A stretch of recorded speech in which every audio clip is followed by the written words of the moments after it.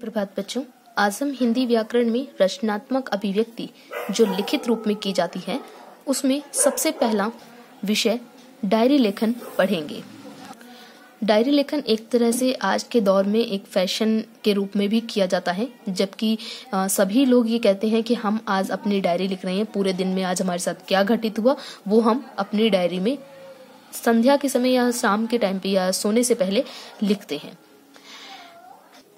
चलिए देखते हैं कि डायरी लेखन क्या है। डायरी को दैनंदिनी भी कहते हैं, ठीक है। डायरी को क्या कहते हैं? दैनंदिनी भी कहते हैं, क्योंकि इसमें हम पूरे दिन में जो घटित हुआ है उसको हम लिखते हैं। हर दिन के खट्टे मीठे अनुभव का तटस्थ लेखा जोखा इसमें रखा जाता है, ठीक है। तटस्थ यानी कि जैसा कि हम सटीक तरीके से लिखते हैं, मतलब ऐसा नहीं है कि हम बिल्कुल एक एक पूरा करके लिखते हैं। हम जो भी हमें अच्छा लगता है, जैसे आज मेरे साथ ये हुआ, आज मेरे साथ ये बुरा हुआ, आज मेरे साथ ये अच्छा हुआ, तो हम तटस्थ तरीके से, ठीक है, मतलब पूरा विस्तार करके नहीं, संक्षिप्त में ही सही, पर हम अपने पूरा दिन का जो भी हमारे पास यादें होती हैं पूरे दिन की वो हम लिखते हैं। कुछ बातें हैं जो हम किसी से नहीं कहना चाहते, वे अगर लिख कर रख ली जाएं तो हो सकता है अनुभव की पूंजी के रूप में हमारे खाते में कुछ जमा हो जाए, ठीक है।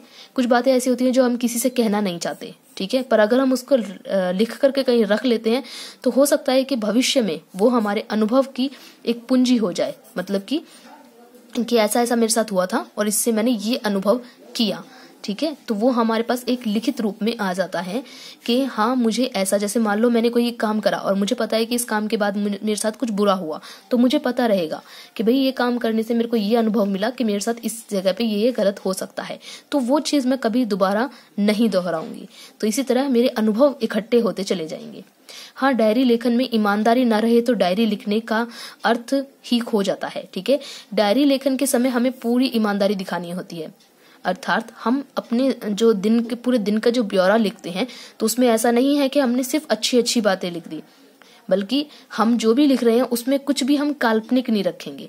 हम जो भी है बातें वो सब बिल्कुल सच्ची सच्ची बातें लिखेंगे। ऐसा नहीं है कि हमने उसमें अपना कुछ झूठ भी पेल दिया, ठीक है। तो ऐसा नहीं है, हमारे साथ जो जो घटना जैसे जैसे घटित हुई है हम वैसी ही उसमें लिखेंगे। हम पूरी ईमानदारी से उसमें बातें अपनी लिखेंगे। तो लिखो दैनंदिनी और जोड़ो अनुभव के घड़े में एक एक बूंद अनुभव की, ठीक है।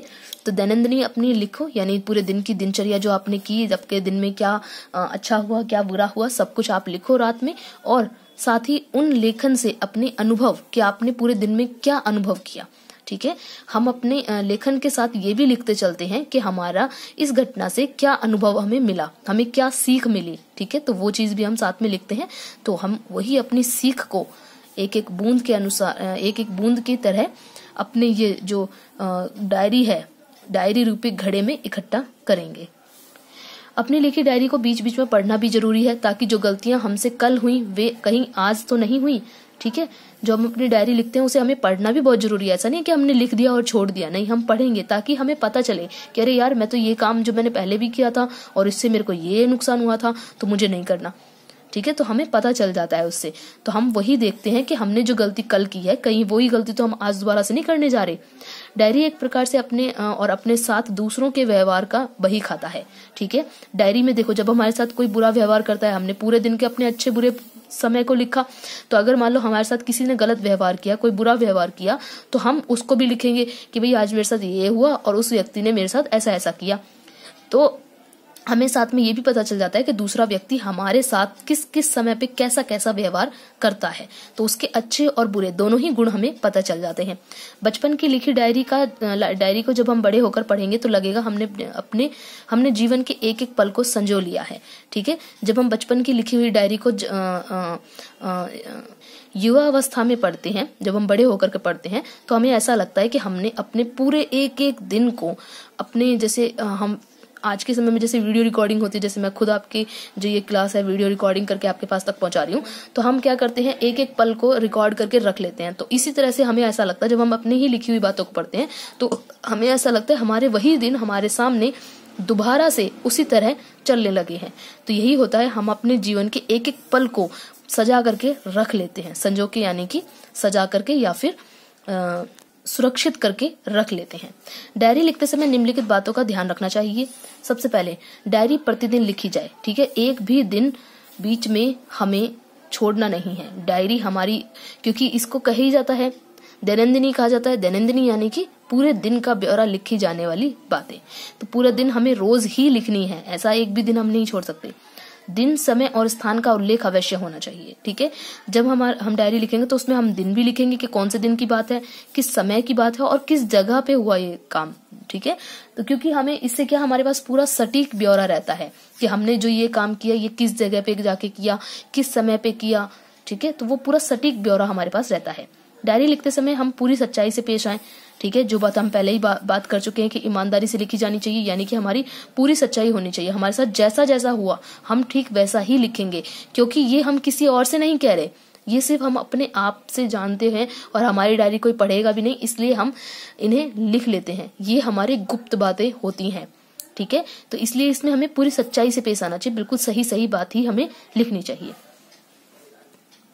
तो यहाँ पे उदाहरण के रूप में नेहा द्वारा लिखी गई डायरी के कुछ अंश दिए गए हैं। जैसे ये उसने लिखा है 1 तारीख पहला महीना यानी जनवरी का महीना, और सन यहाँ पे हम कुछ भी डाल सकते हैं अपनी मर्जी से। तो उस दिन था बुधवार, ये समय इसने लिख दिया रात को 8 बजे।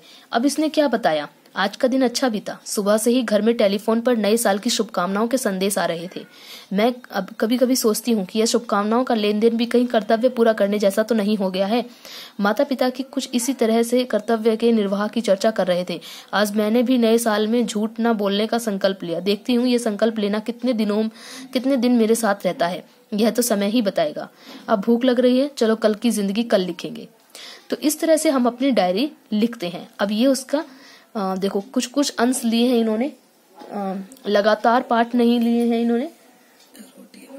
तो ये इन्होंने जैसे 1 तारीख का ले लिया, तो ये अब यहाँ से इन्होंने 5 तारीख का उठा लिया है। 5 तारीख को यहाँ बृहस्पतिवार का दिन था और रात 10 बजे लिखी है इसने, ठीक है। जैसा कि मैंने आपको पहले बताया था, हम डायरी सदैव पूरा दिन बीतने के बाद सोने से पहले लिखते हैं, ठीक है। सोने से पहले या फिर जब हमें लगे कि हाँ हमारा दिन आज का पूरा हुआ और अब हमारे साथ कोई भी ऐसी अनहोनी घटना या कहें कोई अच्छी सी बातें या कुछ बुरी बातें ऐसा नहीं होने वाला है, तो अक्सर हम सोने से पहले लिखते हैं। देखो सीधी सी बात कहूं तो अक्सर हम सोने से पहले लिखते हैं, क्योंकि उस टाइम पे हमें लगता है कि बस अब हम सोने वाले हैं तो हमारा पूरा दिन आज का व्यतीत हो चुका है, तो अब आगे कोई भी घटना हमारे साथ नहीं घटित होने वाली है, अच्छी या बुरी कैसी भी, फिर अगले दिन का ही हम लिखते हैं, ठीक है। तो इसलिए अच्छा यही रहेगा कि हम सोने से पहले लिखें, पूरे काम निपटा लेने के बाद।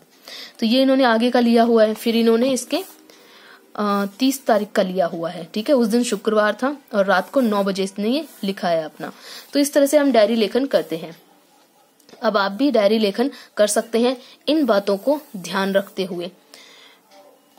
आप फिर भी अगर आपको डायरी लेखन करते समय कोई कठिनाई परेशानी हो तो मुझे व्हाट्सएप पे मैसेज करके पूछ सकते हैं।